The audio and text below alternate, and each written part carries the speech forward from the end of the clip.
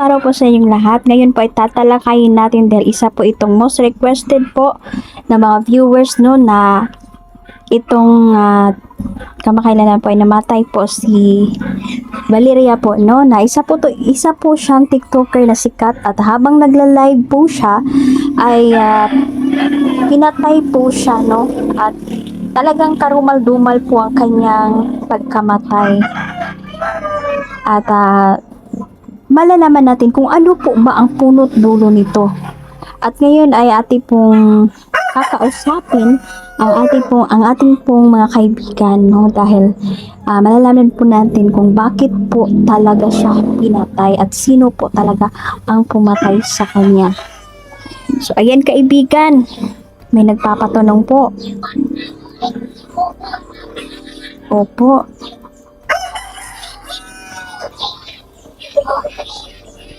Ayan, no? So, ngayon, malalaman po natin kung ano po talaga ang katotohanan po at sino po ang nasa likod nito. Sabi po ng ating mga kaibigan na itong si Valeria pala po ay isa po siyang negosyante. Kasi ang babaeng ito, habang lumalago po siya, lumalago po ang kanyang business, sabi ng ating mga kaibigan, ay may palihim po na nagalit sa kanya at ito po daw ay ang kanyang kaibigan, no? Ang matalik niyang kaibigan po. So, mayroon pala itong inggit talaga ang kaibigan niya. Pero, sabi po na ating kaibigan na hindi lang daw po yung matalik niyang kaibigan ang nagpaplano sa pagpatay sa kanya. Kasi ito po daw si Valeria po ay meron po siyang nakarelasyon po na isang mayaman, no? Kaya lang po ay tinatrato po siya na hindi maganda. Ginakulata siya, binubugbog po si Valeria. Kaya po, ito po ay nakipaghiwalay. Kaso po, nagalit po ang kanyang nobyo, no? Kaya, ito po ang dahilan kung bakit naging mitsa ang kanyang mas maaga ang kanyang pagkamatay. No, po kaibigan. Hello. Grabe, kawawa pala talaga itong si Valeria, no?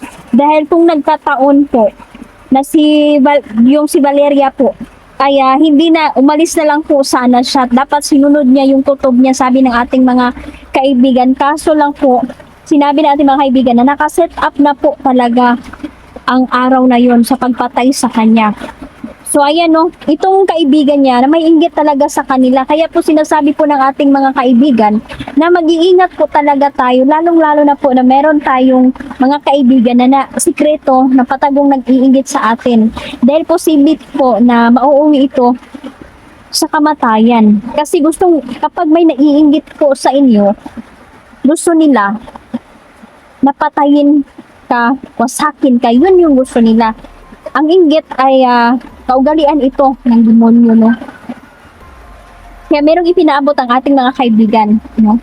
Kapag narinig nyo na po, sabi natin mga kaibigan, kapag narinig nyo na naiinggit na po sa inyo ang inyong mga kaibigan, o sino pa dyan na naging ka-close nyo, pero may kainggitan naman sa katawan, pakiusap po, talagang iwasan mo na ang mga ganitong tao.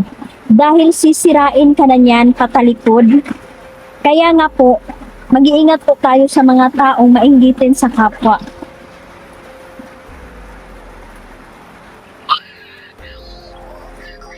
Opo kaibigan, tama po. Salamat po kaibigan sa inyong sinasabi ngayon, no? Kaya po kapag may maganda mang nangyayari, no, sabi ng kaibigan, tips po ito ni kaibigan ha. Kaya kapag may magandang nangyayari po sa buhay mo, ilihim nyo na lang po muna. Huwag muna kayong mag-active sa social media. Kasi po nakikita ng naiinggit sa atin, no? At nalalaman po nila ang mga tagumpay ninyo at ang galaw ninyo. Alam nyo, may mga tao talaga na ganun. Kaya nga, ingat po dahil may mga ilan na kukulamin po kayo niyan, upapatayin kayo ng palihim. Kapag di na niya kakayanin, maaari po na makakagawa po siya sa'yo na masama. Mahirap po kapag may inggit ang tao sa'yo dahil kahit ano pong gawin ninyo, masama ka sa kanyang paningin. So, mas mabuti ng walang kaibigan o may kaibigan man tayo pero wag na lang mag-close-close ba kasi may mga tao talaga na mainggitin ba, hindi na talaga yan nawawala. Opo, kaibigan. Ay, nakakakilabot ang ipinarating po ng ating kaibigan no, patungkol po sa namatay ni si Valeria.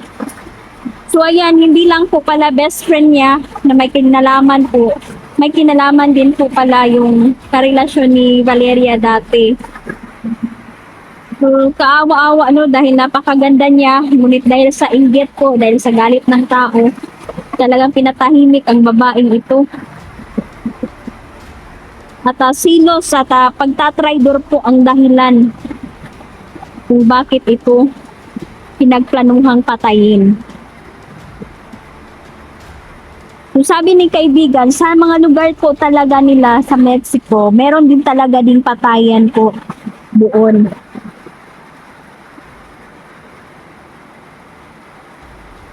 Kasi kung sabi ng ating kaibigan no, na talagang meron na talaga ito, nakaramdam na po ito ng pag-aalala, parang nanay warning sa iya pero hindi lang po siya nakinig kasi akala niya wala lang yon pero isa na po yung sign na dapat ay umalis na lang sana siya pero siguro hanggang doon na lang po ang buhay niya ang buhay po niya. Opo kaibigan, tama po. Kaya po itong sinasabi ng ating mga kaibigan no, na hindi talaga tayo magkumpiyansa sa lahat ng tao na nakikilala natin. Dahil ang sugo ng kaaway ngayon ay para buluhin tayo, wasakin tayo. Kung nakikita nyo po sa mga balita ngayon, grabe na ang krimen. Mga pagpatay, no? Kahit kamag-anak or mga anak nila ay kusa na nilang pinapatay, no? Dahil po wala na silang isip, no? Kung ganun man, dapat makipag-usap tayo palagi sa ating Diyos Ama, sa Panginoon natin para mailayo tayo sa mga ganitong pag-iisip na mademonyuhan pa ba, di ba? Kaya nga, mag-pray lang po tayo, kayong lahat, mag-ingat kayo. Dahil hindi natin alam ang susunod na mangyayari.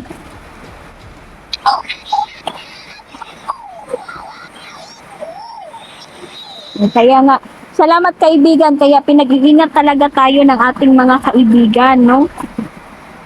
Yung nakakalungkot po ay, kaibigan, meron po akong request, no, na sana po ay, sana po hindi makatulog itong gumawa kay Valeria at sana po ang kusang sumuko. Dahil hindi lang po iisang tao ang pumatay sa kanya, no? Sabi natin mga kaibigan, may mga kasabwat ito, no? At itong best friend talaga ni Valeria, talagang pumunta pa sa burol niya, no? Kahit guilty na ito para hindi mapaghalataan. Pero hindi siya makakatakas. Tutulong ating mga kaibigan, no? Na pakonsensyahin ang taong ito. Ayan po, mahirap na talaga magtiwala ngayon, no? Mahirap po labanan ang inggit. Yan yung sabi ng ating mga kaibigan. Sobrang hirap. Kaya kung may naiinggit sa inyo, lumayo na po kayo dahil hindi po maganda talaga ang kalalabasan yan. Talagang gagawa yan ng paraan para kulamin ka o patayin ka.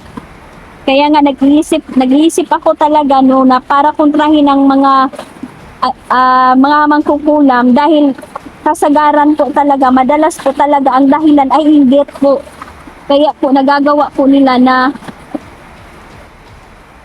kulamin ang isang tao. Ingat po kayo sa kulam, magdasal lang po tayo. Kasi grabe ang mga mangkukulam ngayon, lalo na kapag inggit ng dahilan, ay sus, talagang gustong-gusto nila yan na ikaw ay ipahamak at mamatay ka sa kulam. Sabi no. So ayan, Nakakakilabot ang kanyang pagkamatay dahil sobrang tiwala niya po sa tao. Nung hindi niya alam na meron na palang naiinggit sa kanya. At isa din yun sa pinagkakatiwalaan niya po talaga. Kawawa. Kasi isa din po sa salarin yung best friend ni Valeria ang gumawa. So, sana po kaibigan, kung ito may totoo kaibigan, ay pakonsensyahin mo po ang babaeng ito.